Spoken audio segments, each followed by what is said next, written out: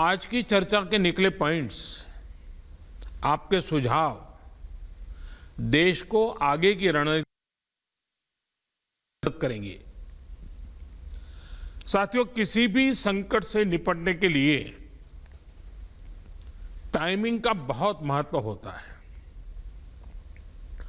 सही समय पर लिए गए फैसलों ने देश में कोरोना संक्रमण को नियंत्रित करने में बहुत मदद की है।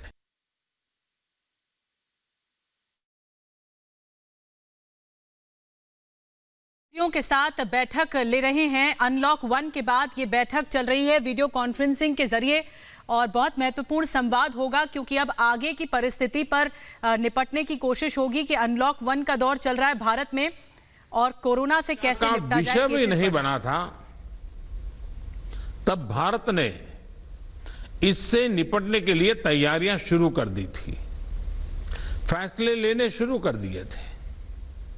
हमने एक एक भारतीय की जिंदगी को बचाने के लिए दिन रात मेहनत की है। बीते हफ्तों में हजारों की संख्या में हमारे भारतीय भाई बहन विदेश से अपने वतन वापस लौटे हैं। बीते हफ्तों में लाखों की संख्या में प्रवासी श्रमिक अपने अपने गांव पहुंचे हैं।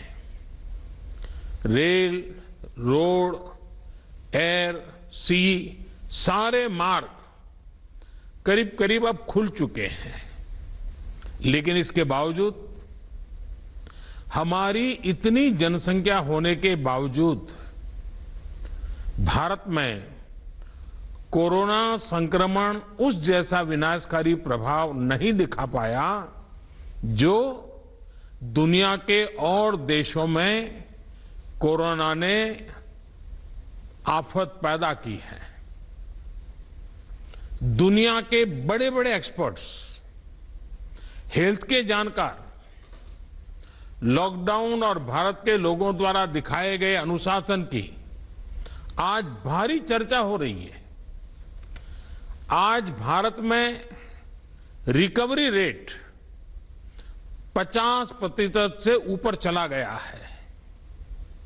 आज भारत दुनिया के उन देशों में अग्रणी है जहां कोरोना संक्रमित मरीजों का जीवन बच रहा है।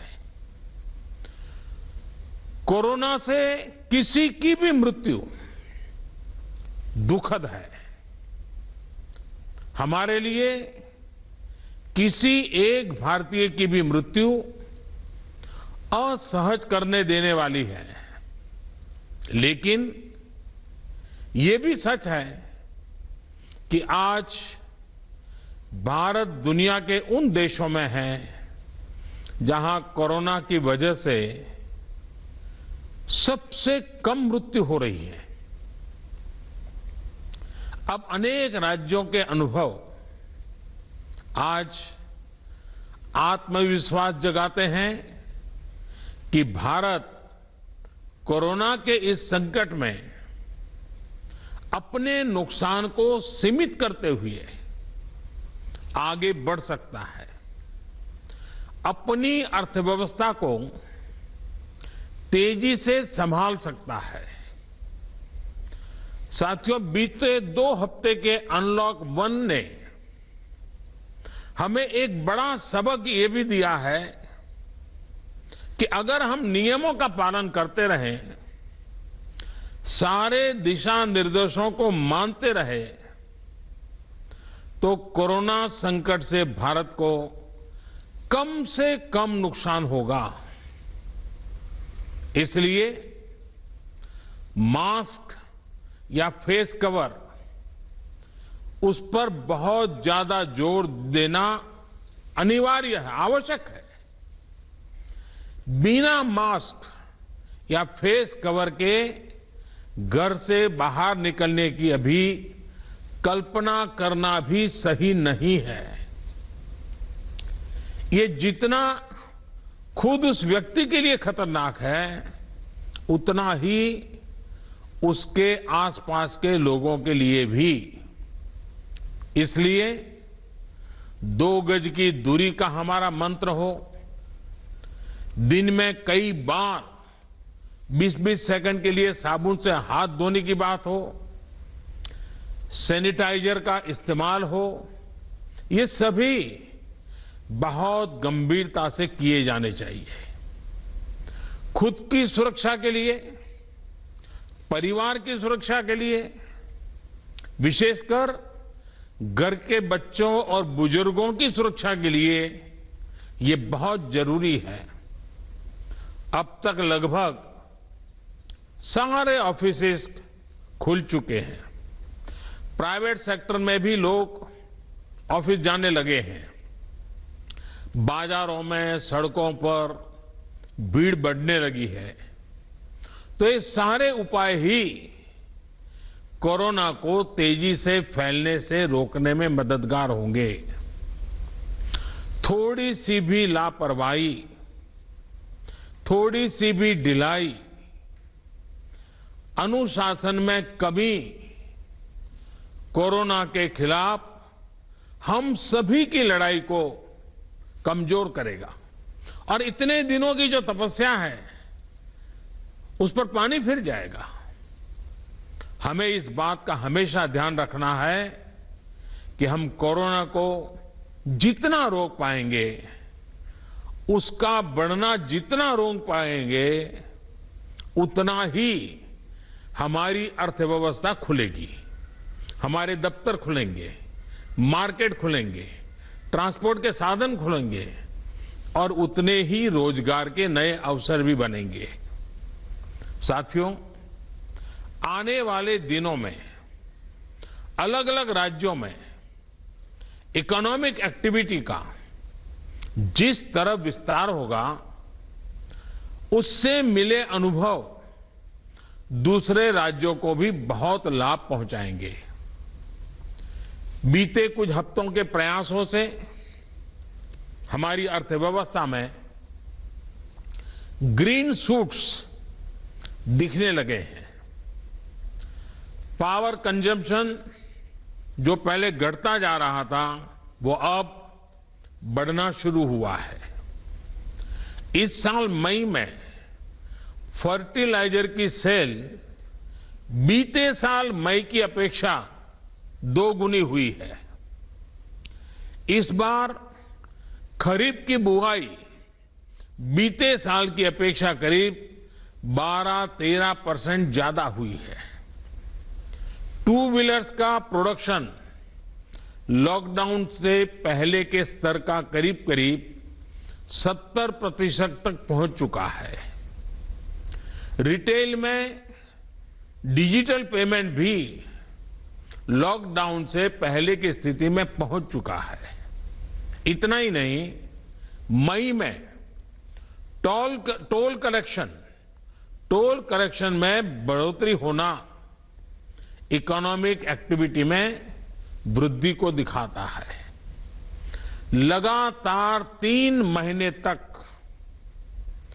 एक्सपोर्ट में कमी के बाद जून में एक्सपोर्ट फिर से बाउंस बैक करके पिछले साल के प्री कोविड पीरियड में पहुंच गया है।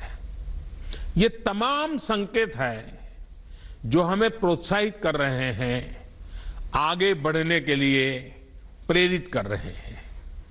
साथियों, आप में से अधिकतर राज्यों में एग्रीकल्चर, हॉर्टिकल्चर, फिशरीज और एमएसएमईज का हिस्सा बहुत बड़ा है। आत्मनिर्भर भारत अभियान के तहत बीते कुछ दिनों से इन तमाम सेक्टर्स के लिए अनेक प्रावधान किए गए हैं। एमएसएमईज को सपोर्ट करने के लिए अनेक फैसले हाल में लिए गए हैं। समयबद्ध तरीके से एमएसएमईज को बैंक से क्रेडिट दिलाने का प्रयास हो रहा है।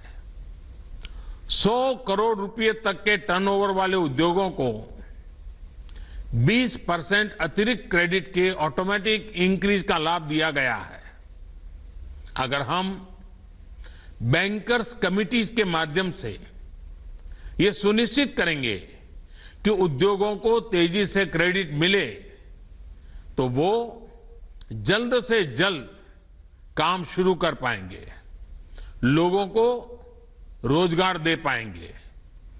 साथियों, हमारे यहां जो स्मॉलर फैक्ट्रीज हैं उन्हें गाइडेंस की, हैंड होल्डिंग की बड़ी जरूरत है। मुझे पता है आपके नेतृत्व में इस दिशा में काफी काम हो रहा है। ट्रेड और इंडस्ट्री अपनी पुरानी रफ्तार पकड़ सकें, इसके लिए वैल्यू चेंज पर भी हमें मिलकर काम करना होगा। राज्यों में जहां कहीं भी स्पेसिफिक इकोनॉमिक एक्टिविटी पॉइंट्स हैं, वहां 24 घंटे काम हो, सामानों की लोडिंग अनलोडिंग तेजी से हो, एक शहर से दूसरे शहर तक सामान जाने में स्थानीय स्तर पर किसी तरह की दिक्कत ना हो, तो इकोनॉमिक एक्टिविटी और तेजी से बढ़ेगी। साथियों, किसान के उत्पाद की मार्केटिंग के क्षेत्र में हाल में जो रिफॉर्म्स किए गए हैं, उससे भी किसानों को बहुत लाभ होगा। इससे किसानों को अपनी उपज बेचने के लिए नए विकल्प उपलब्ध होंगे, उनकी आय बढ़ेगी और खराब मौसम के कारण, स्टोरेज के अभाव के कारण उनको जो नुकसान होता था उसे भी हम कम कर पाएंगे। जब किसान की आय बढ़ेगी तो निश्चित रूप से डिमांड भी बढ़ेगी और राज्य की अर्थव्यवस्था की गति भी बढ़ेगी। विशेष तौर पर नॉर्थ ईस्ट और हमारे आदिवासी इलाकों में फार्मिंग और हॉर्टिकल्चर, इसके लिए अनेक अवसर बनने वाले हैं। ऑर्गेनिक प्रोडक्ट्स हो, बांबू प्रोडक्ट्स हो, दूसरे ट्राइबल प्रोडक्ट्स हो, उनके लिए नए मार्केट का द्वार खुलने वाला है। लोकल प्रोडक्ट के लिए जिस क्लस्टर बेस्ड रणनीति की घोषणा की गई है, उसका भी लाभ हर राज्य को होगा। इसके लिए जरूरी है कि हम हर ब्लॉक, हर जिले में ऐसे प्रोडक्ट्स की पहचान करें जिनकी प्रोसेसिंग या मार्केटिंग करके एक बेहतर प्रोडक्ट हम देश और दुनिया के बाजार में उतार सकते हैं। साथियों, बीते दिनों आत्मनिर्भर भारत अभियान के तहत जितनी भी घोषणाएं की गई हैं, वो एक निश्चित समय सीमा के भीतर जमीन पर उतरे, इसके लिए हमें एकजुट होकर काम करना है। इस पृष्ठभूमि में कोरोना से लड़ाई और इकोनॉमिक एक्टिविटी से जुड़े आपके जो सुझाव हैं, जो तैयारियां हैं, वो जानने के लिए मैं बहुत उत्सुक हूं और मुझे पक्का विश्वास है कि अनुभव के आधार पर आपकी जो बातें आएगी वो आने वाले रणनीति बनाने में बहुत काम आएगी। मैं गृह मंत्री जी से आग्रह करता हूं कि वे आगे की चर्चा का संचालन करें।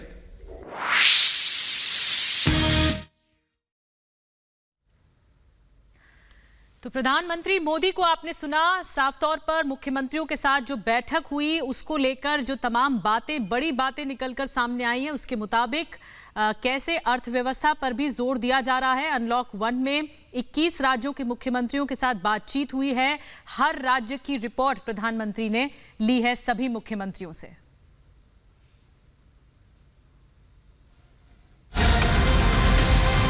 फिर से 3 और आतंकी जहन्नुम भेज दिए गए हैं। भारतीय सेना ने पहले इस पूरे इलाके को घेरा और उसके बाद इन आतंकियों को ढेर किया। अनंतनाग में मारे गए हैं पंडिता साहब, उसमें हम लोग